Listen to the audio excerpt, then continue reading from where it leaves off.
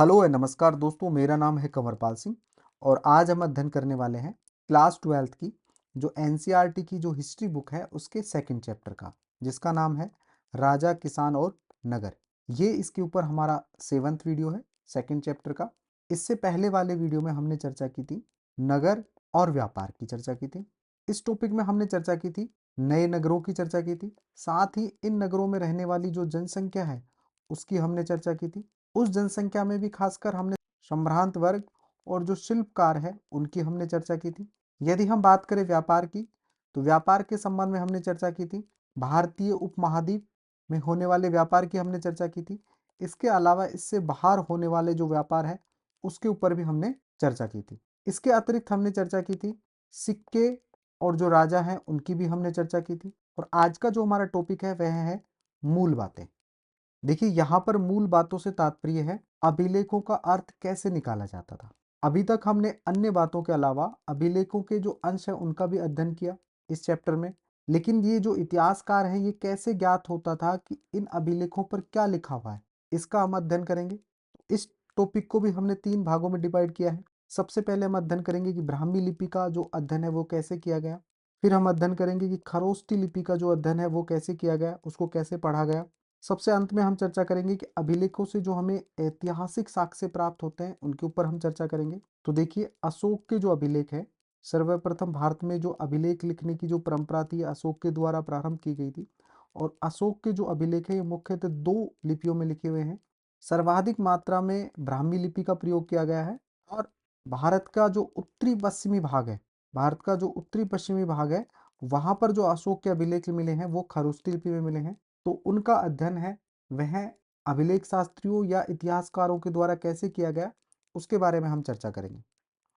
तो सबसे पहले हम चर्चा करते हैं कि ब्राह्मी लिपि का अध्ययन कैसे किया गया, उसके ऊपर हम चर्चा करते हैं।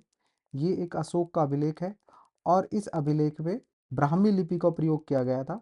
उसके बारे में हम जानेंगे कि अभिलेख शास्त्रियों के द्वारा इस लिपि का अर्थ कैसे निकाला गया।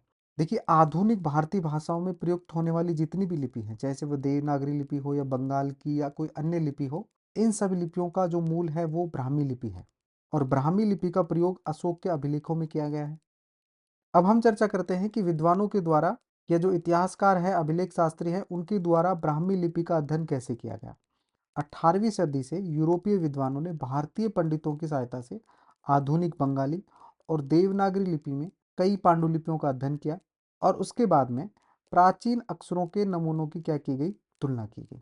यहाँ पर आप देख सकते हैं ये प्राचीन जो अक्षर हैं उनके नमूनों की तुलना की गई थी कि देवनागरी जो लिपि है उसमें किस प्रकार से अक्षर लिखे जाते थे और जो प्राचीन लिपि है उसमें किस प्रकार से अक्षर लिखे जाते थे। शुरुआत में क्या हुआ कि जो अभिलेखों का अध्ययन करने वाले जो विद्वान थे उन्होंने कई बार ये अनुमान लगाया कि जितने भी अभिलेख हैं ये संस्कृत भाषा में लिखे हुए हैं। लेकिन अधिकतर जो प्राचीनतम अभिलेख थे ये प्राकृत भाषा में लिखे हुए थे।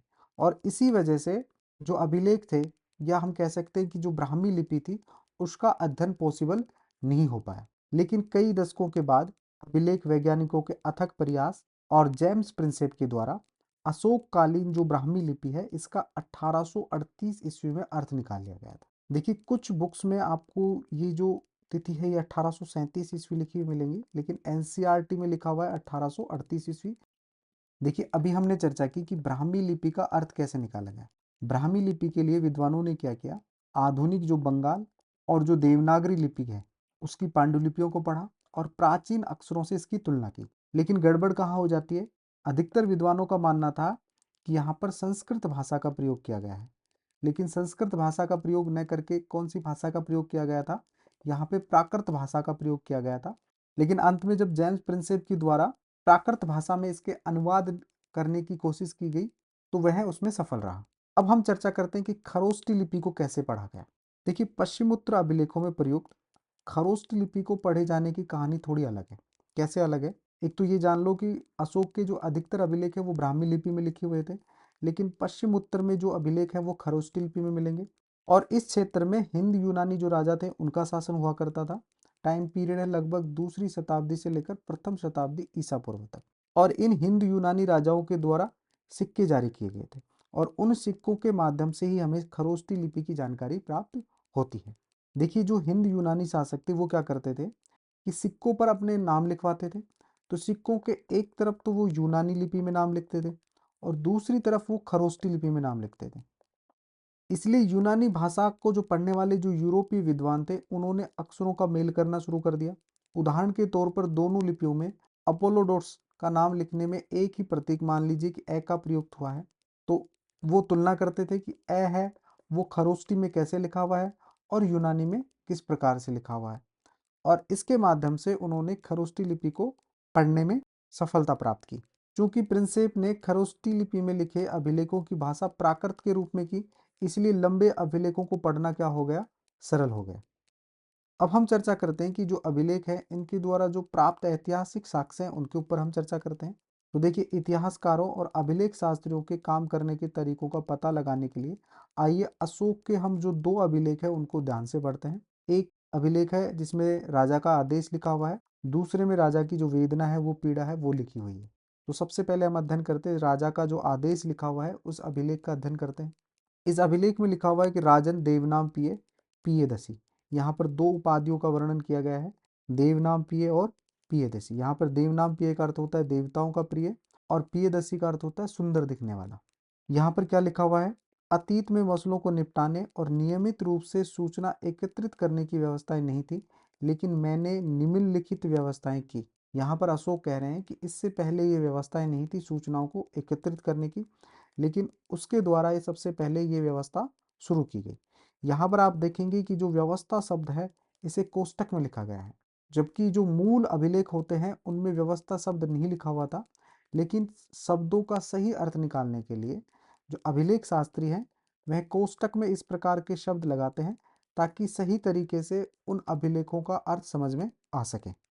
लोगों के समाचार हम तक पतिवेदक सदैव पहुंचाएंगे। यहाँ पर पतिवेदक का तात्पर्य होता है संवाददाता। अभिलेख शास्त्रियों का मानना है कि जो न्यूज रिपोर्टर होते थे उस समय के, उनको पतिवेदक कहा जाता था। चाहे मैं कहीं पर भी हूँ, अशोक का कहना था कि मैं कहीं पर भी हूँ, सदैव मेरे तक लोगों के जो समाचार हैं वो पहुंचाए जाएं। चाहे से मैं खाना खा रहा हूँ, अंतःपुर यानी रानियों के जो महल होते हैं उनमें हूँ, विश्राम कक्ष में हूँ, गौशाला में हूँ, या फिर पालकी में मुझे ले जाया जा रहा हो, या फिर मैं वाटिका अर्थात गार्डन में हूँ, मैं लोगों के विषय में निराकरण हर स्थल पर करूँगा। जो लोगों का जो विषय है, उनका निराकरण है, उनका हल है, वह मैं हर स्थल पर करूँगा। तो इस प्रकार से राजा का एक आदेश लिखा हुआ है। यहाँ पर ध्यान देने योग्य बात यह है कि अभिलेख में अशोक का नाम अशोक नहीं लिखा हुआ है। यहाँ पे लिखा हुआ है अशोक को देवनाम पिय लिखा हुआ है, अर्थात देवताओं का प्रिय, पियदसी अर्थात देखने में सुंदर। यहाँ पर अधिकतर जो अभिलेख है वहां पर अशोक का नाम अशोक नहीं लिखा हुआ है। केवल कुछ ही अभिलेख है, जैसे मास्की हो गया, गुर्जरा हो गया, ये जो लघु अभिलेख है यहाँ पर ही अशोक का नाम अशोक लिखा हुआ है। बाकी अधिकतर अभिलेखों में अशोक का नाम या तो देवनाम पिय या पियदसी मिलेगा आपको। लेकिन कुछ अभिलेख हैं जहां पर अशोक का नाम अशोक मिलता है, जैसे कि मास्की है और गुजरा, जिन अभिलेखों में इसकी उपाधियां भी लिखी हुई हैं। अब देखिए, अभिलेख शास्त्रियों के सामने एक प्रश्न आ जाता है कि जब अशोक ने अपने अधिकतर अभिलेखों में अपना नाम ही नहीं लिखवाया, अशोक नाम ही नहीं लिखा है, केवल वह उपाधियां लिखवा रहा है, तो ये किस प्रकार से पता लगाया कि ये जो अभिलेख है वो अशोक के हैं। देखिए, इसके लिए क्या किया गया कि अभिलेखों का परीक्षण किया गया और परीक्षण करने से अभिलेख जो शास्त्री उनको पता लगा कि उनके विषय अर्थात जिन अभिलेखों में अशोक का नाम अशोक लिखा हुआ था और जिनमें केवल उसकी उपाधि पियदसी या देवनाम प्रिय लिखी हुई थी, उन दोनों अभिलेखों में जो विषय है, शैली है, भाषा है और पुरालिपि विज्ञान है वो समान है। जिससे जो अभिलेख शास्त्री हैं वो इस निष्कर्ष पर पहुंचे कि अभिलेखों को किसी एक ही शासक ने बनवाए हैं। यानी ऐसे अभिलेख जहां पर अशोक का नाम अशोक लिखा हुआ है बहुत ही कम मात्रा में मिले हैं, लेकिन मिले हैं। ऐसे अभिलेख जहां पर केवल उपाधियां लिखी हुई थी, उन दोनों का विषय देखा गया, शैली देखी गई, भाषा देखी गई और उनकी जो पुरालिपि विज्ञान है वो देखी गई। दोनों में क्या मिली, समानता मिली, जिससे जो अभिलेख शास्त्री हैं वो इस निष्कर्ष पर पहुंचे कि दोनों ही अभिलेखों को किसी एक ही शासक के द्वारा लिखवाया गया था। आपने देखा होगा कि अशोक ने अपने अभिलेखों में कहा है कि उनसे पहले शासकों ने रिपोर्ट एकत्रित करने की व्यवस्था नहीं थी।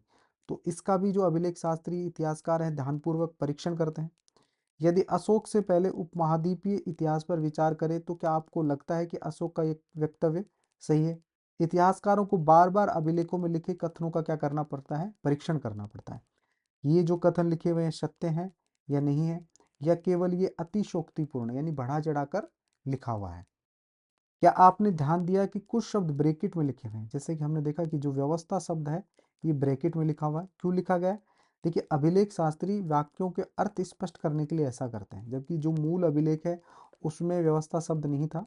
जब उसका अर्थ निकाला तो अभिलेख शास्त्रियों के द्वारा इस प्रकार के शब्द ब्रैकेट में रख दिए जाते हैं जो कि मूल अभिलेख में नहीं होते हैं। ये सारे कार्य हैं, ये बड़े ध्यान से करने पड़ते हैं जिससे कि लेखक का मूल अर्थ न बदल जाए। इतिहासकारों को इसके अलावा और भी परीक्षण करने पड़ते हैं।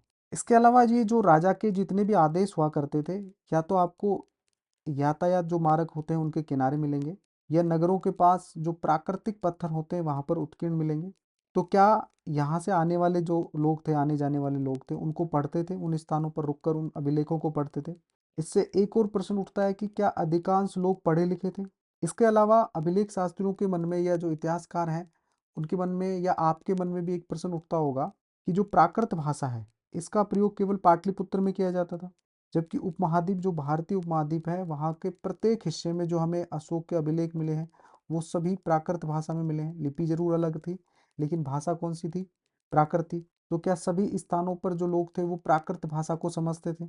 जो आज भी पॉसिबल नहीं है। भारतीय उपमहाद्वीप के यदि हम अलग अलग भाग के लोगों की बात करें तो वहाँ पर आज भी अलग अलग भाषा का प्रयोग किया जाता है। तो ये जितने भी प्रश्न हैं इनका उत्तर पाना सदैव आसान नहीं होता। इसके अलावा क्या राजा के आदेशों का पालन किया जाता था? तो जितने भी प्रश्न हैं इनका जो उत्तर पाना सदैव आसान नहीं होता, ना तो इतिहासकारों के लिए ना किसी अन्य व्यक्ति के लिए। इसके अलावा एक और अशोक का अभिलेख है जिसमें अशोक ने अपनी वेदना प्रकट की है, राजा की वेदना। इसमें लिखा हुआ है कि जब देवनाम पिय प्रियदर्शी ने अपने शासन के 8वें वर्ष पूरे किए तो उन्होंने कलिंग पर विजय प्राप्त की। देखिए, अशोक ने अपने शासन के 8वें वर्ष में कलिंग पर आक्रमण किया था, और इस आक्रमण का जो परिणाम था काफी भयानक था। इसमें लगभग 1.5 लाख पुरुषों को निष्कासित किया गया, 1 लाख लोग मारे गए, और इससे भी ज्यादा क्या हो गई, मृत्यु हो गई। कलिंग पर शासन स्थापित करने के बाद देवनाम पिय धम्म के गहन अध्ययन और धम्म के स्नेह और धम्म के उपदेश में डूब गए। देखिए, अशोक ने जब अपने शासन के 8वें वर्ष में कलिंग पर आक्रमण किया और कलिंग का जब उसने परिणाम देखा कि लाखों लोग मारे गए, निष्कासित हो गए, तो इससे जो अशोक का जो हृदय है वो द्रवित हो जाता है और वह भेरी घोष के स्थान पर हो जाता है धम्म घोष। देखिए, यहाँ पर भेरी एक यंत्र होता है जिसे जब युद्ध शुरू होता है तब बजाया जाता है। धम्म से तात्पर्य है धर्म से, अर्थात इस युद्ध के पश्चात में जो अशोक है वह युद्ध को त्याग देता है और धर्म यानी धम्म को अपना लेता है। यही देवनाम पिय के लिए कलिंग की विजय का पश्चाताप था, और यह अशोक का क्या था, पश्चाताप था। यहाँ पे देवनाम पिय किसके लिए शब्द प्रयोग किया गया है? अशोक के लिए किया गया है। देवनाम पिय के लिए बहुत ही वेदनादायी और निंदनीय है कि जब कोई किसी राज्य पर विजय प्राप्त करता है तो पराजित राज्य का हनन होता है, वहां के लोग मारे जाते हैं और निष्कासित होते हैं। तो ये जो अभिलेख है, यह अभिलेख अशोक ने अपनी पीड़ा व्यक्त करने के लिए लिखा था। तो देखिए, इस अभिलेख का जब हम अध्ययन करते हैं तो कुछ समस्याओं के प्रमाण तो हमें अशोक के अभिलेख से मिल जाते हैं। जैसे राजा की वेदना है उसका हमें पता चल गया, जिसकी व्याख्या प्राय अशोक की वेदना के प्रतिबिंब के रूप में की जाती है। साथ ही यह युद्ध के प्रति उसकी मनोवृत्ति में परिवर्तन को भी दर्शाता है। और इस अभिलेख से हमें पता चलता है कि किस प्रकार से अशोक ने हिंसा को त्याग कर अहिंसा को अपनाया, युद्ध को त्याग कर धर्म को अपनाया, उसका भी हमें पता चलता है। जैसा कि हम आगे पढ़ेंगे कि यदि हम अभिलेखों के शाब्दिक अर्थ के परे समझने का प्रयास करें तो परिस्थिति और भी जटिल हो जाती है। तो फिर और भी ऐसे क्वेश्चन होते हैं जो हमारे सामने आते हैं जिनका आज तक हमें उत्तर नहीं मिला है। यद्यपि अशोक के अभिलेख आधुनिक उड़ीसा से प्राप्त हुए हैं, लेकिन उनकी वेदना को परिलक्षित करने वाले अभिलेख वहां नहीं मिले। देखिए, अशोक के अभिलेख हैं वो हमें उड़ीसा से जरूर मिले हैं, लेकिन जिस अभिलेख में अशोक ने अपनी वेदना को प्रकट किया था वो अभिलेख हमें उड़ीसा, या हम कह सकते कलिंग से प्राप्त नहीं हुआ था। अर्थात यह अभिलेख उस क्षेत्र में उपलब्ध नहीं है जिस क्षेत्र पर अशोक ने विजय प्राप्त की थी। तो इसका अर्थ हम क्या लगाएं? तो यहाँ पर देखिए, अभिलेख जो शास्त्री हैं या इतिहासकार हैं वो केवल संभावना दर्ज कर रहे हैं कि क्या राजा नव विजय की वेदना उस क्षेत्र के लिए इतनी दर्दनाक थी कि राजा इस मुद्दे पर कुछ कह ना सका। यानी यहाँ पर जो अशोक है उसकी वेदना इतनी ज्यादा थी कि वहां पर वह अभिलेख नहीं लिखवा सका उन लोगों के सामने जिस पर उसने विजय प्राप्त की थी, यह इतनी दर्दनाक थी। या हम कह सकते हैं कि अशोक की इतनी हिम्मत नहीं थी कि वह अपनी वेदना का जो भाव है वो उन लोगों के सामने प्रकट करे जिन लोगों को अशोक ने पीड़ा दी थी। या हम कह सकते हैं अशोक के द्वारा उनके ऊपर विजय प्राप्त की थी। तो ये केवल एक संभावनाएं हैं। तो देखिए, इस वीडियो में हमने चर्चा की अभिलेखों का अर्थ कैसे निकाला गया, या जो लिपि है उनका अध्ययन कैसे किया गया, उनके ऐतिहासिक साक्ष्यों की हमने चर्चा की। नेक्स्ट वीडियो में हम चर्चा करेंगे कि इन अभिलेखों की क्या सीमाएं होती थी, क्या लिमिट्स होती थी, उनके ऊपर हम चर्चा करेंगे। इसके अतिरिक्त यदि आप एक्स या ट्विटर पर हैं तो आप हमारा जो अकाउंट है कंवरपाल सिंह के नाम से उसे ज्वाइन कर सकते हैं। उसका जो ट्विटर हैंडल है ये कंवरपाल सर है। इसके ऊपर हम बहुत सारी MCQs इंपॉर्टेंट जो क्वेश्चन है एग्जाम में पूछे जाते हैं वो लेकर आते हैं, उनके ऊपर हम चर्चा करते हैं। साथ ही जो करंट अफेयर है उसके ऊपर भी हम चर्चा करते हैं। न्यूज़ एनालिसिस के ऊपर हम चर्चा करते हैं, तो उसे आप ज्वाइन कर सकते हैं। इसके अतिरिक्त आप हमें टेलीग्राम और जो व्हाट्सअप चैनल है उसके ऊपर भी ज्वाइन कर सकते हैं, तो समय समय पर जो कॉम्पिटिटिव एग्ज़ाम है उनकी आपको सूचना मिल जाएगी। ये वीडियो आपको कैसा लगा? यदि अच्छा लगा तो इसे लाइक करें, शेयर करें, साथ ही चैनल को सब्सक्राइब करें। Thank you for watching.